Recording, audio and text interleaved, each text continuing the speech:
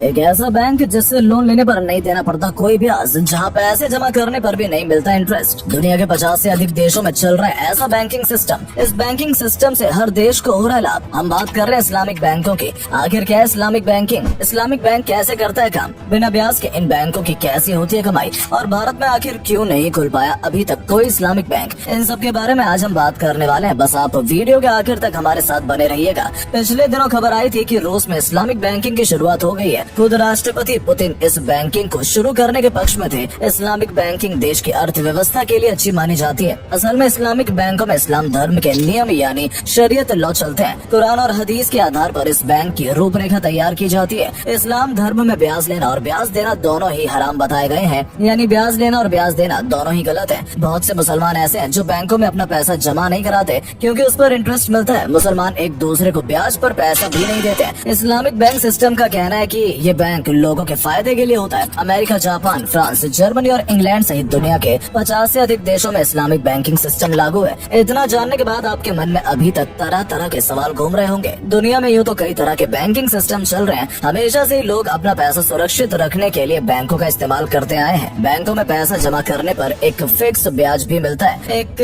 Bank कैसे काम करता है ये तो आप जानते ही हैं। जो लोग अपना पैसा जमा कराते हैं वही पैसा बैंक दूसरे कस्टमर्स को लोन के रूप में दे देता है और उनसे एक ब्याज लेता है। उस ब्याज का कुछ हिस्सा पैसे जमा करने वाले मालिक को दे दिया जाता है। लेकिन इस्लामिक बैंकों का काम करने का तरीका बिल्कुल अलग है। इस्लामिक बैंकों में यदि कोई अपना पैसा जमा कराता है तो उसे ना तो उस पर ब्याज मिलता है और यदि कोई लोन लेता है तो उसे ब्याज भी नहीं देना पड़ता। हालांकि पैसा जमा कराने वाले शख्स को फायदा होता है, लेकिन वो फायदा उसे ब्याज के तौर पर नहीं होता। इस्लाम धर्म में प्रॉफिट या लॉस को गलत नहीं बताया गया है, सिर्फ ब्याज को गलत बताया गया है। इस्लामिक बैंक प्रॉफिट और लॉस के कॉन्सेप्ट पर आधारित होते हैं। जब लोग अपना पैसा इस्लामिक बैंक में जमा कराते हैं तो बैंक उस पैसे को कहीं और निवेश कर देता है। ये निवेश भी सोच समझ कर किया जाता है। किसी भी ऐसे क्षेत्र में निवेश नहीं किया जाता जैसे इस्लाम धर्म में हराम माना गया हो। सट्टेबाजी, जुआ, शराब का कारोबार, तंबाकू या सुअर के मांस जैसे व्यापार में इस्लामिक बैंक कभी अपना पैसा निवेश नहीं करते। ये बैंक अधिकतर रियल एस्टेट और प्रॉपर्टी में ही इन्वेस्ट करते हैं। इस इन्वेस्टमेंट से बैंकों की जो कमाई होती है उस कमाई का एक हिस्सा अकाउंट होल्डर्स को दिया जाता है। बैंकों को जितना प्रॉफिट होगा उसी हिसाब से खाता धारकों को हर साल एक अमाउंट मिलेगा। इस अमाउंट को आप इंटरेस्ट का नाम नहीं दे सकते क्योंकि इंटरेस्ट हमेशा फिक्स होता है, जबकि इस कंडीशन में कुछ भी फिक्स नहीं है। बैंकों को यदि अपने निवेश से 10% का लाभ होगा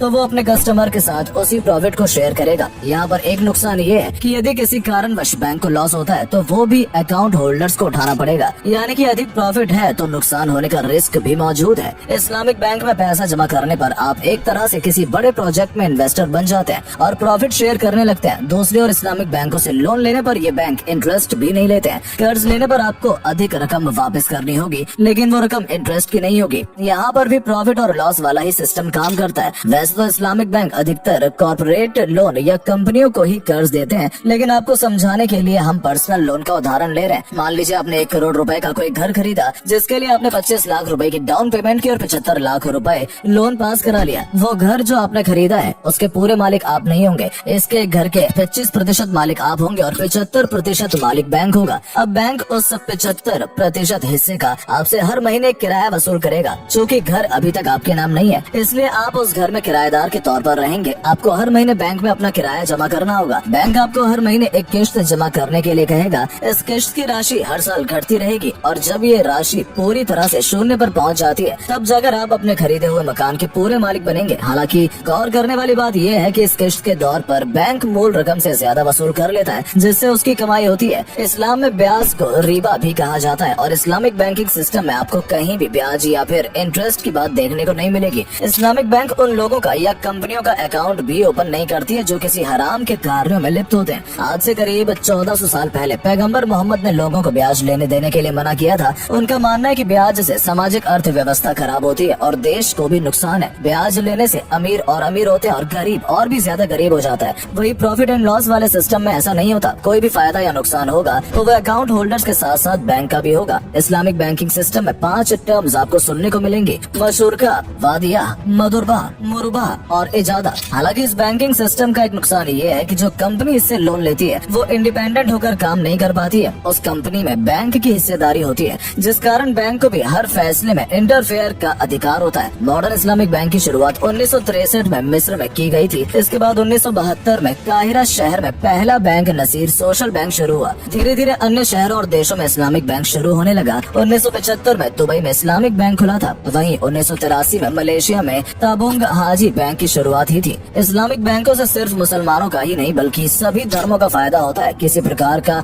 भेदभाव लोगों में नहीं किया जाता। एक रिपोर्ट के अनुसार मलेशिया में जो इस्लामिक बैंक चल रहा है उससे लोन लेने वाले 60% लोग गैर मुसलमान हैं। 25 मिलियन से अधिक मुसलमान आबादी वाले देश रूस में इस सिस्टम की शुरुआत हो चुकी है। आपको जानकर हैरानी होगी कि भारत में भी इस्लाम बैंक लाने की कोशिश की जा चुकी है। साल 2008 में आरबीआई गवर्नर रघुराम राजन ने इस्लामिक बैंकिंग सिस्टम लागू करने की पेशकश की थी। वो इस्लामिक बैंकिंग के फायदे के बारे में अच्छे से जानते थे। उन्होंने देखा कि जिन देशों में ये बैंकिंग सिस्टम लागू है उन देशों की आर्थिक व्यवस्था बेहतर हो रही है। हालांकि रघुराम राजन ने नए बैंक्स खोलने के लिए नहीं कहा था। उनका कहना था कि जितने भी बैंक मौजूद हैं उनके अंदर इस्लामिक बैंकिंग सिस्टम की एक खिड़की खोल दी जाए। उन्होंने मनमोहन सिंह सरकार के सामने इस प्रोजेक्ट की पेशकश की थी, लेकिन सरकार ने इस्लामिक बैंक खोलने से साफ इनकार कर दिया। इस्लामिक बैंकिंग सिस्टम में लागू होने से खाड़ी देशों से भारत में अच्छा निवेश आ सकता था। पाकिस्तान अपने बैंक्स को इस्लामिक बैंकिंग सिस्टम की ओर शिफ्ट कर रहा है। ऐसा कहा गया कि साल 2027 तक पाकिस्तान काफी हद तक इस्लामिक बैंकिंग सिस्टम को अपना लेगा। ऐसे में लोगों को ब्याज से छुटकारा मिलेगा। इस्लामिक बैंकों में पैसा जमा कराने पर लोगों को एक ही साल में 40% तक का मुनाफा होता देखा गया है। लंबे समय तक पैसे रोकने पर 15% से अधिक का फायदा जमा की गई रकम पर होता है। आज ईरान और सूडान जैसे देशों ने भी इस्लामिक बैंकिंग सिस्टम को अपना लिया है। तो दोस्तों ये थी इस्लामिक बैंकिंग सिस्टम के बारे में पूरी जानकारी। उम्मीद करते हैं आपको आज की ये वीडियो पसंद आई होगी। दुनिया के देश जिस प्रणाली को अपना कर आगे बढ़ रहे हैं हमें भी उसी प्रणाली का इस्तेमाल कर आगे बढ़ना चाहिए। आपको इस्लामिक बैंक सिस्टम कैसा लगा हमें कमेंट सेक्शन में जरूर बताएं। आज के लिए इतना ही दोस्तों, आपसे फिर मिलेंगे एक नई वीडियो और ढेर सारी रोचक जानकारी के साथ। धन्यवाद।